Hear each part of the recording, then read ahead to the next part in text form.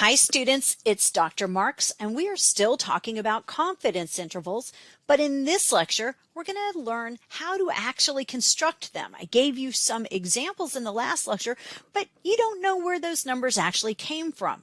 We're going to learn that today. In the previous lecture, if you recall, we introduced this idea of confidence interval.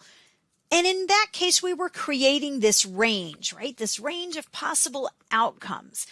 And that range of possible outcomes was based on some level of certainty. How certain do I want to be? And what is it that we wanted to be certain of? Well, that our population parameter would fall within that range. So maybe we're talking about the real mean, right? The population mean.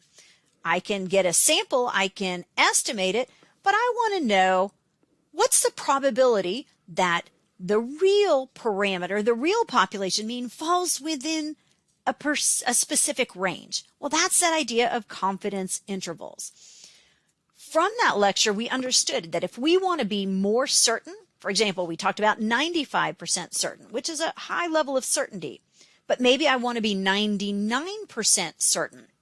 Well, if I want to be 99% certain that our population parameter falls within this range, well, I need a wider range. So you probably remember that analogy I made with the fishing net, which works for a lot of people. I think it helps you understand. If I want to be more certain that I'm going to go home with some fish for dinner, then I need a bigger net. That's all we're talking about here. But the one thing we didn't do in the last lecture is learn how to actually determine the confidence interval. So I gave you this sample range. So we were talking about, for example, heights of people in the United States. And I said, well, we're pretty sure that we have a confidence interval that ranges from, let's say, 72 inches to 78 inches. But you don't know where I got those numbers. That's the topic for today. So how do we construct confidence intervals? Well, to find a confidence interval, we're going to have to rely on the characteristics of the normal distribution. Remember, we're assuming that we have a normal distribution. And there are things that we know about a normal distribution. Remember, a normal distribution has these characteristics that we understand. So we're assuming that we have a normal distribution, which means we can rely on these characteristics of the normal distribution, but that's where we have to start. So let's review that first. At the top of this slide, you see a normal distribution, and by now you all understand a normal distribution is that bell-shaped distribution, and you've learned about that t-distribution, something that we can use when we have smaller samples, and you learn that that t-distribution converges to the normal distribution when t gets large enough, like 30 and above. So being able to work with this normal distribution is quite handy because it has certain properties, and you see those properties listed below. 90% of the values are going to be between negative 1.645 and positive 1.645. And we can do the same thing if we want to know that 95% of the values, where they are, well, it's going to be between negative 1.96 and positive 1.96.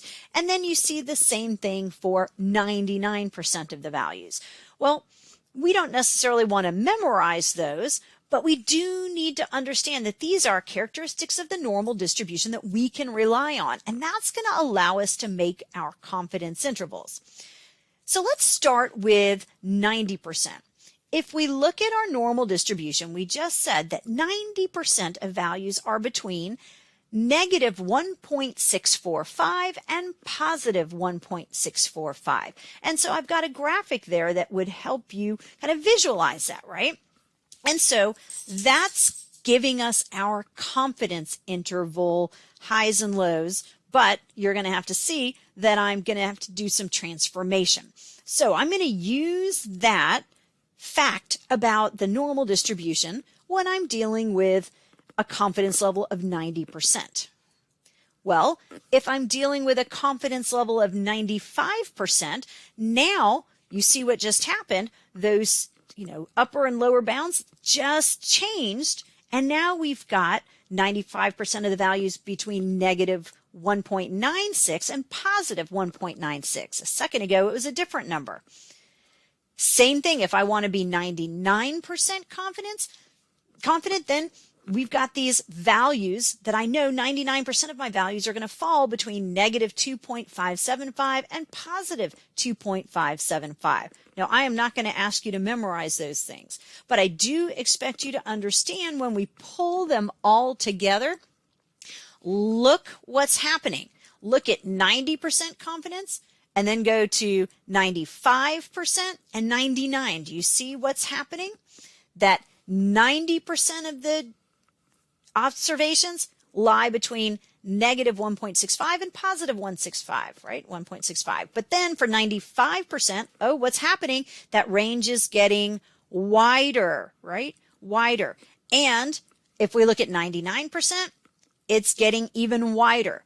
Now, these are not, exactly what we're going to do because we're going to have to transform these in some way, but this is the underlying distribution and the characteristics of this underlying distribution that are going to help us construct these confidence intervals. So we need to hang on to this fact right here.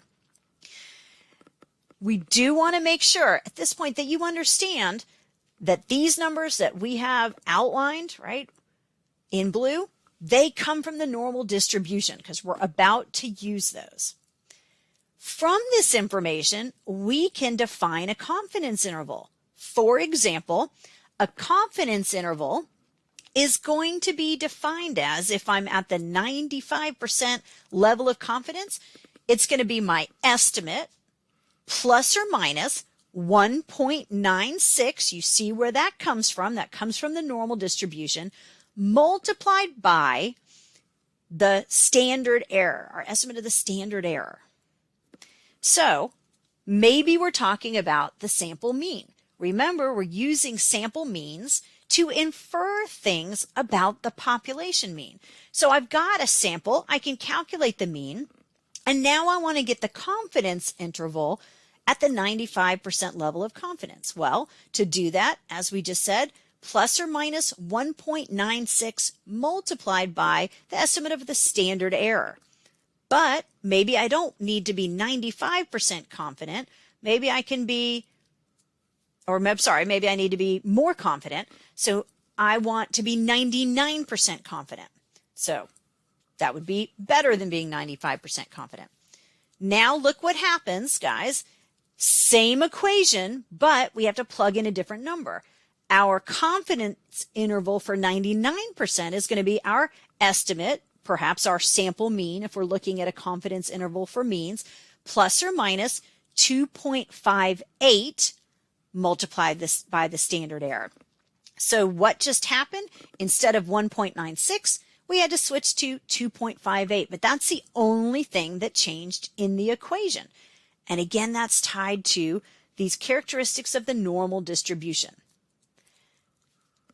When we compare them, remember the first one was for 95% confidence and the second one was for 99% confidence. Again, let me repeat. It's the same equation, right? The only thing that's changed here is that kind of transformative number, that 1.96 changed to 2.58 as I wanted to increase my confidence level. But other than that, the equation is exactly the same. But those numbers that I have boxed in, remember, they came from the properties of the normal distribution, that bell curve. And we've already talked about our t distribution, which is also a bell curve distribution that is going to allow us to work with smaller numbers, but it converges to this normal distribution when we get to larger numbers. And it said, in previous lectures, 30. 30 is considered to be large enough for the t distribution to converge to that normal distribution. Now, I do want to make sure you're clear that in everything we're discussing, we're assuming that we have a normal distribution. And that means we can use these properties of the normal distribution to construct our confidence intervals. But if the distribution is not normal, well, that's something else. We're not going to go there. So please understand that everything we're doing is under the assumption that we have a normal distribution. Now, Let's deal with the other part of the equation for this confidence interval, and that's the standard error. We need to calculate the standard error because that is part of the calculation for our confidence interval. Let's remind ourselves about the equation for standard error. We've seen it before, but I'm sure no one remembers it. It was the standard deviation divided by the square root of n. So what's n? Do you remember? N is number of observations. So our confidence interval then is going to be a function of our standard error, but our standard error is a function of our standard deviation and our number of observations. Now let's remember standard deviation. Standard deviation is a measure of our spread, the spread of our data that we've collected in our sample. On the left, you see small standard deviation, and on the right, you see a larger standard deviation, right? Standard deviation is capturing how spread out our data is. If you remember, it was one of our dispersion concepts, right? We talked about standard deviation and variance, which are clearly related.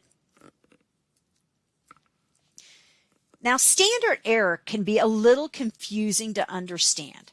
Standard error is an estimate of the variability in the theoretical population of means. And that is hard to get your brain around. So I would suggest that you revisit the dog example that we looked at earlier when we talked about standard error, because that's really the best way for you to understand it. But to help us review standard deviation and standard error, I've created this chart. So let's just review these concepts. And I appreciate that they are abstract, especially the idea of standard error. When we're talking about standard deviation, we're talking about a measure of dispersion of a set of observations from their mean. So I collect a sample, and that sample has a mean, and I want to find out how far away from the mean are these observations. If they're tightly grouped, well, then they're not far from the mean, and my standard deviation is going to be low. But if there's a really wide distribution of these observations around the mean, then my standard deviation is going to be higher. But when we talk about standard error is a measure of the statistical exactness of an estimate. And that makes it harder to get our brain around. So let me add to this, and that might help us better get this idea. Back to standard deviation. Standard deviation is capturing how much observations in your sample vary from each other. Maybe I survey people and people have very similar attitudes. Or maybe I survey people and they have wildly different attitudes. If they have wildly different attitudes, I'm going to have a high standard deviation. The spread is big. If they have similar attitudes, then my standard deviation will be small because the observations are more tightly grouped. Standard error, however, is looking at how precise the sample mean is in relation to the true mean. So remember, we've collected a sample of data with the idea of getting a sample mean, but that's only an approximation of the true mean. Now, what do I mean by true mean? I'm talking about the population mean. And we don't know the population mean. So the sample mean might be a good, precise measure of the population mean, or it might not. So that's capturing something different than standard deviation. Now, standard deviation is a descriptive statistic, and that's why we covered it early on in this class in our discussion of descriptive statistics. So it's like mean, median, mode. We've got standard deviation. These are all describing data. But a standard error is more of an inferential statistic. Remember, Inferential statistics are when we use our sample statistics to try to infer things about our population. We're trying to learn from our sample about what our population looks like, right? So these are different things, and we calculate them differently. I'm not going to go back through the whole calculation for standard deviation. We've looked at it before. I didn't ask you to calculate it, but you can find it in an earlier lecture when we covered standard deviation in our descriptive statistics. But you probably remember that standard deviation, if I square it, it's equal to the variance, and standard deviations then equal to the square root of the variance. So I can take the square root of the variance and get standard deviation.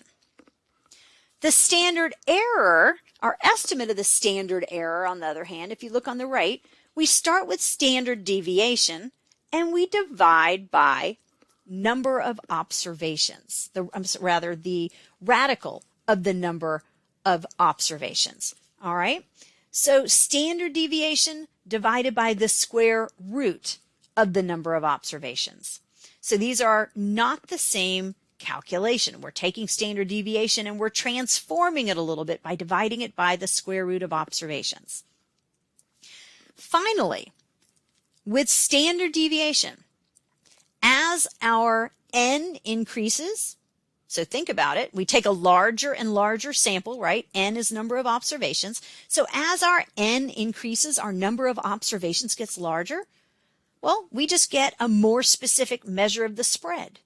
So all I'm saying is if I sample 5 people, that's different than sampling 10 people, and that's different than sampling 50 people. The more people I sample, I survey people about their attitudes, and I create this sample, the larger my n is, I get a more specific measure of the spread. But with standard error, as n increases, let's take a look here. Look at the equation right above it. As n increases, since I have standard deviation divided by the square root of n, when n goes up, what happens when I increase the denominator? Well, that whole term goes down, right? It's kind of like to remind my students, if I take 1/5 of a piece of pie, that's bigger than if I take 1/10 of a piece of pie. So as n increases, my number of observations, the denominator gets larger in this calculation, which means my standard error is going to decrease. I appreciate that these are confusing topics, so just hang in there. Let's use blood pressure as an example here. Let's say that we have blood pressure for a sample of both men and women. And if you look at this table, I'm reporting to you the number of observations. We have 72 observations for men and 48 observations for women.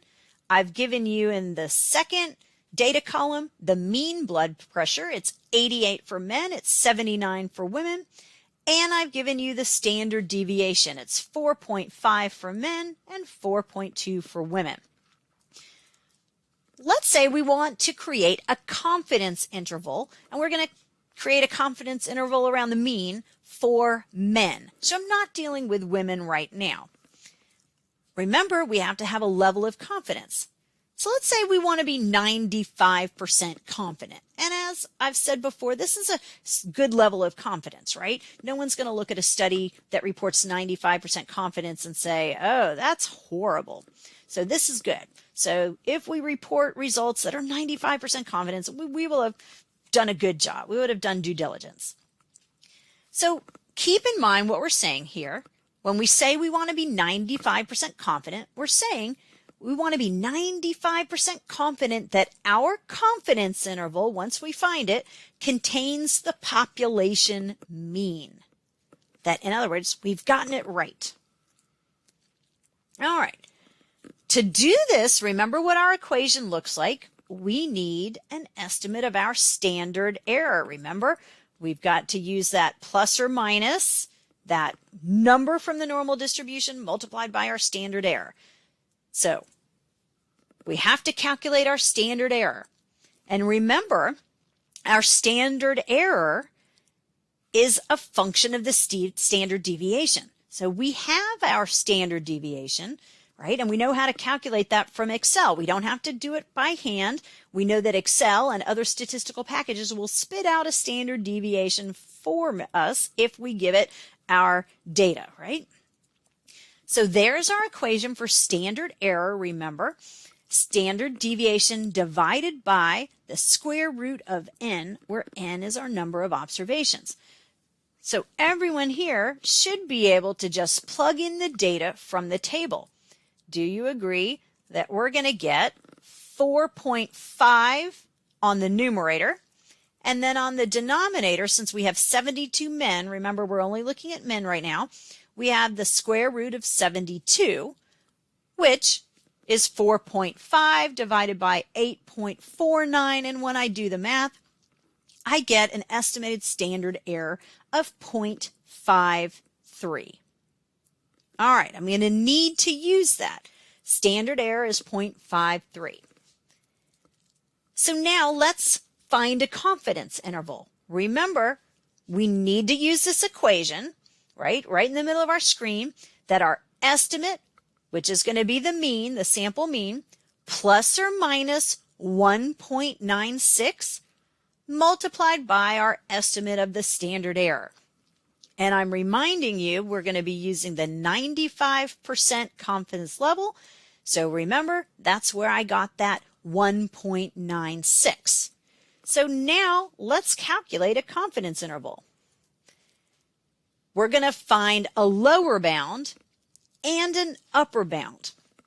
So to find the lower bound, we need to start with our mean blood pressure for men, 88, right?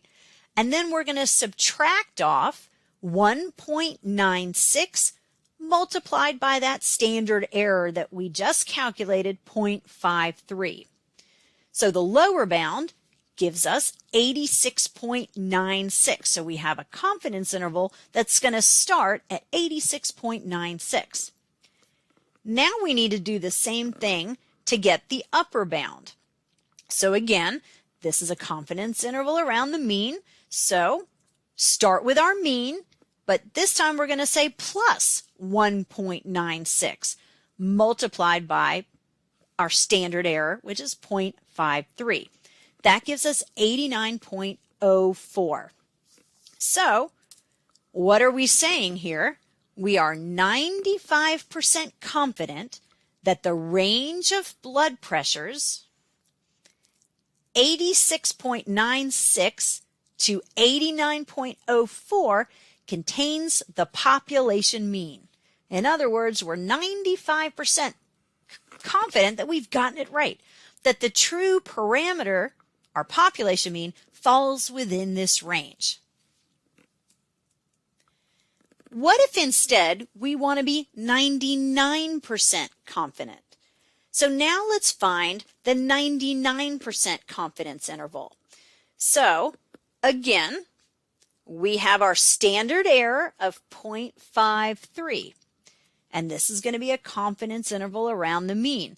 But this time, remember, look at that picture right there with our interval, with our distribution.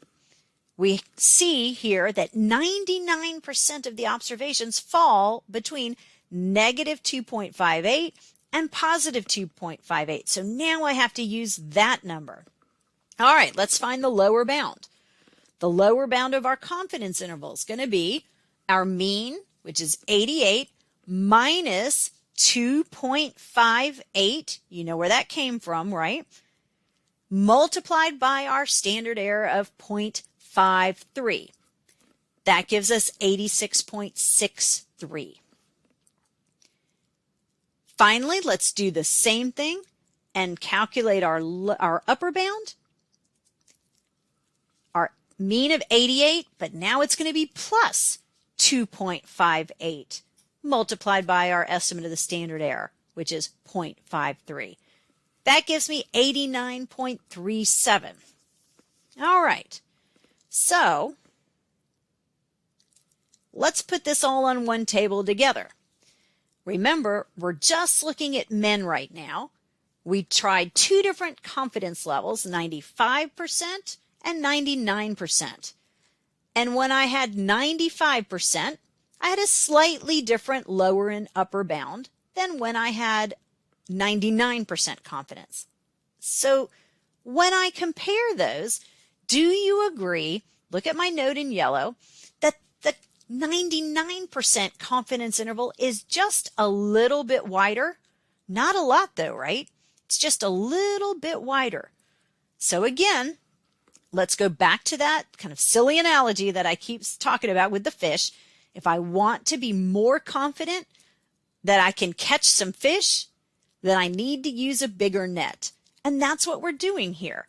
We want to be more confident, so our confidence interval gets a little wider. In other words, giving us a wider net with which to capture. What are we trying to capture? The true parameter of the population, right? The population mean. Now, how does sample size influence what we've just done? Confidence intervals are related to this idea of margin of error. But we also want to remember they're influenced by sample size. And we saw that mathematically, right? Remember, sample size was that n variable. And where did we use n? Well, it was in our equation for estimating the standard error, right? Let's put it back up here. So we calculated the standard error by taking standard deviation and dividing by the square root of n. So that tells us that standard error has to be related to n. But what do we know? If n goes up, as we've already said, then this denominator in our fraction gets bigger. And if a denominator gets bigger, then your standard error decreases, right? The whole thing gets smaller. Now, if you're not convinced, let's think about 1/4 and now make the denominator bigger. Make it 1/8. 1/4 of a pi is bigger than 1/8 of a pi. When we increase a denominator, it makes the whole fraction smaller.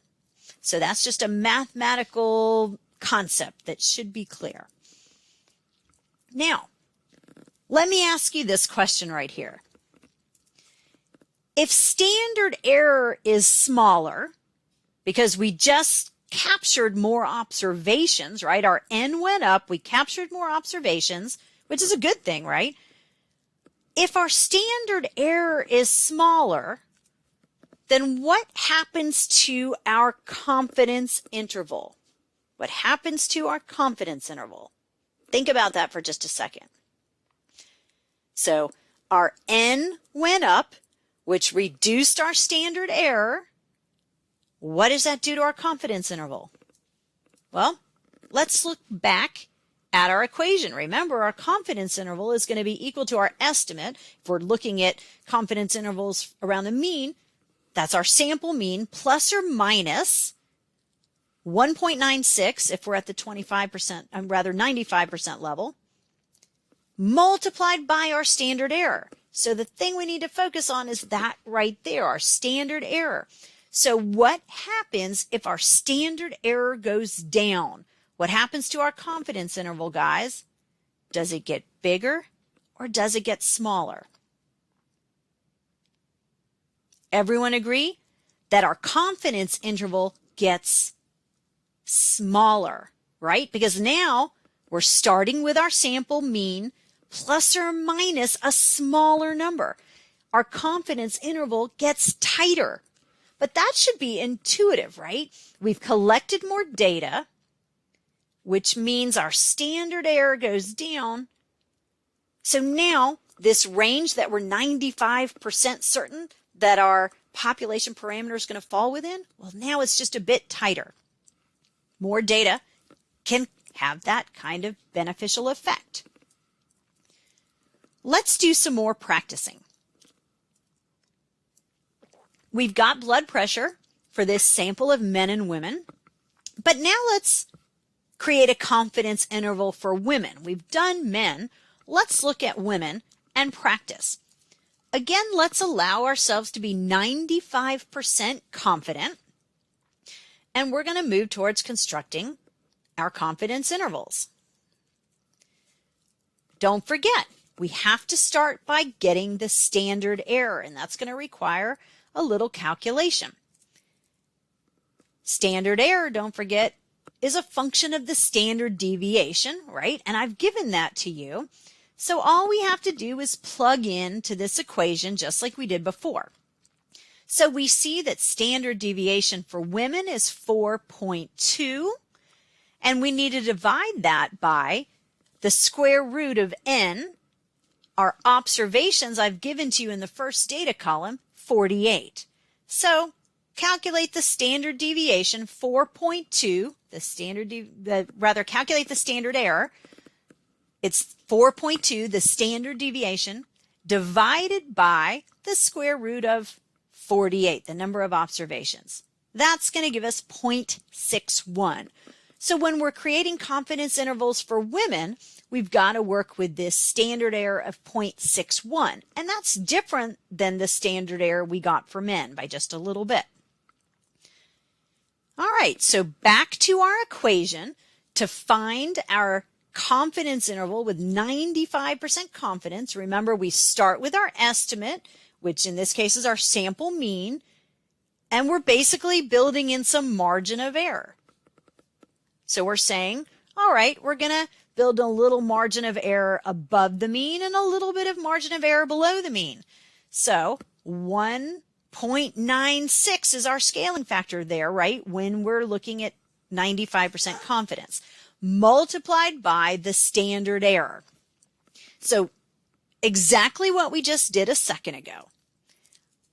Let's calculate our lower bound and our upper bound. And I'm going to pause here for a second because I want you to take a turn calculating it, making sure that you're able to do this yourself.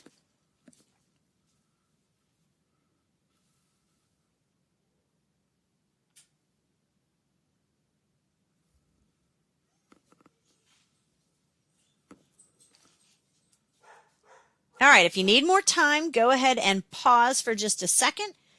Did you get a lower bound where you took our mean for women, 79, minus 1.96 multiplied by our estimate of the standard error, which is 0.61.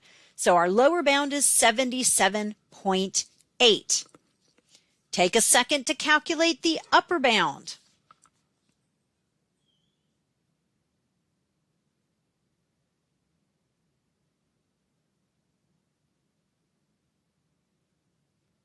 And if you need another few seconds, just hit pause. Do you get 79? Again, we're starting with our sample mean plus 1.96 multiplied by the standard error, which gives us 80.2. So how do we interpret this? We're saying that we're 95% confident that our population mean falls within the range of 77.8 to 80.2. Again, remember what a confidence interval is doing.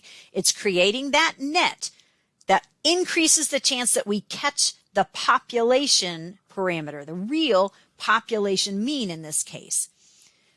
It's just building in some margin of error. We know that we have a sample mean of 79 for women's blood pressure, but we're adding a little bit above and a little bit taken off the bottom, right? Adding and subtracting just a little bit in each direction to give us that range, to create that net, to increase the probability of catching the real value from the population.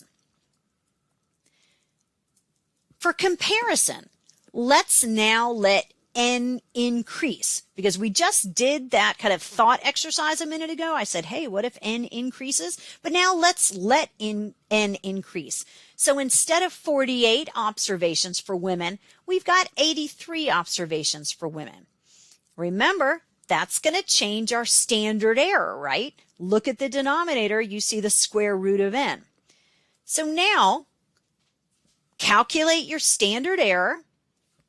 Standard deviation is still 4.2 divided by the square root of 83 this time instead of 48. Well, now we have 0.46 as our standard error. Do we agree? The standard error has gone down. It was 0.61 when we only had 48 observations. So our standard error has decreased. It was 0.61 and now it's 0.46, which means then our lower bound and our upper bound are going to change. So do you see where I've plugged in 0.46 in both the calculation for the lower bound and the upper bound? Because before my standard error was 0.61. And under the table, I forgot to change it right there, so my apologies. But you see what I'm doing here. When we calculate it, we end up with a lower bound of 78.1 and an upper bound of 79.9. In other words, what's happened to the lower bound? The lower bound went up. What happened to the upper bound? The upper bound went down. So gang, if the lower bound gets larger and the upper bound gets smaller, what has just happened to our confidence interval? Is our confidence interval bigger than it was? Or is it smaller than it was? Well, our confidence interval has clearly gotten smaller. So that's a good thing, right? If we decrease the size of our confidence interval, tighten that up, right? That means we have a smaller number of possibilities that could be the actual population parameter we want. So getting more data turned out to be a good thing here. Finally, what if instead we changed our standard deviation?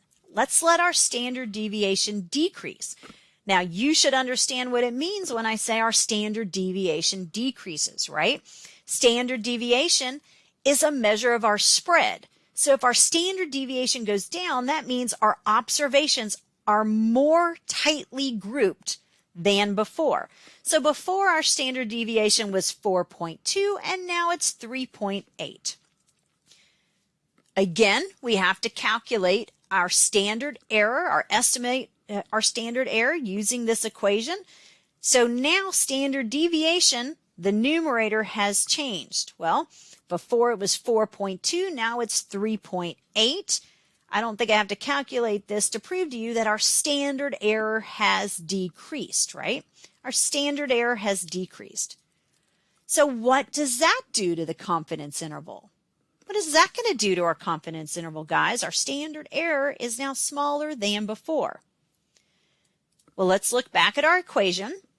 Remember, our confidence interval is a function of plus or minus 1.96, if we're talking about 95%, multiplied by our standard error estimate, right? So if standard error has gone down, right, since we're looking at plus or minus something multiplied by the standard error, do you agree our confidence interval has now shrunk? It's gotten smaller. It's gotten tighter. Great. Hopefully everyone understands this. It's really a pretty simple calculation, right? Do understand that we have just a few steps. One, we have to decide what level of confidence we want, and that determines that scaling factor, right? 1.96, or is it something else? Then we have to calculate our standard error, and once we calculate our standard error and we pick a confidence level, plugging into this equation is really easy, gang. So confidence intervals are really easy to estimate, and they're pretty easy to interpret as well. Now, one thing I want you to be aware of is that statistical packages can do this for us. Statisticians probably are not sitting down and calculating by hand the confidence interval. So I found just this simple example where somebody was looking at something having to do with maybe years of education for some group of people, some sample. We have a mean of 13.38. We've given you the standard error. So in this example, you don't have to calculate it. they've calculated the standard error for you, 0.2093408. All right. And then on the right in my red box is the confidence interval. So you can see there it says that this is a 95% confidence interval, and it ranges from 12.97 to 13.79, right? So our sample mean, plus or minus a little bit, right, to give us a margin of error, gives us this confidence interval. So we're 95% confidence that the true population mean, the population parameter of interest, falls between 12.97 and 13.79 and some extra decimals. Now, again, this was for 95% confidence. I'm sure you can tell your statistical package, no, I really want to be confident. So I want you to calculate 99% confidence. But remember, when we increase confidence, what do we have to do? We want to be more confident. We need a bigger net. Our confidence interval is going to get a little wider. But also appreciate if I were to give you something like this, you have what you need to calculate the confidence interval yourself, right? You have the mean and you've got the standard error. So I could give you something like this on a quiz and say, I want you to calculate the upper bound, the lower bound, etc. So make sure that you're able to do that. Now, one thing I want to point out really quickly is that there's some rounding here in these parameters. And if you do this by hand, you're going to get an answer that is very close, but not exact. So I'm getting a slightly different answer when I do it by hand, but in digits behind the decimal. So by hand is going to give you a pretty good estimate of this, but just keep in mind that there's a bunch of other digits, and so it looks like maybe there's a little bit of rounding error. So let's wrap this up, guys. We've been discussing a type of inferential statistic, this idea of confidence intervals, where we're creating a range of possibilities of our population parameter, and we're doing it related to a certain level of certainty. So we're basically saying we want to be certain to a certain degree, 95%, 99%, that the true population parameter falls within this range. In other words, instead of taking our spear and fishing, where we're likely to miss and not get it right, we're casting a wider net. How wide is that net? Depends on the confidence you want to have. We've been assuming that we're working with a normal distribution. We're sampling from a normal distribution, and that's important to understand. And there might be times in a more advanced stat class where you might violate that assumption. We're not going to worry about that. We like the normal distribution because it's got characteristics that we know, we understand, and from that, we can construct these confidence intervals, as we just did.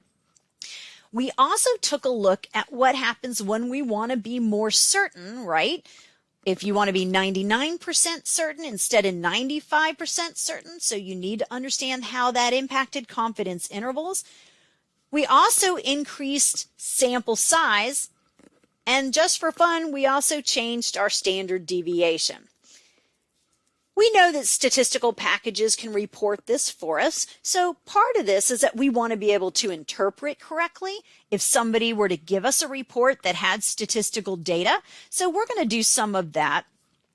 But you will be required to make some of these calculations yourselves on quizzes so that it is clear that you understand how confidence intervals are derived. So please let me know if you have any questions at all. I thank you for listening, and I hope you have a fantastic day.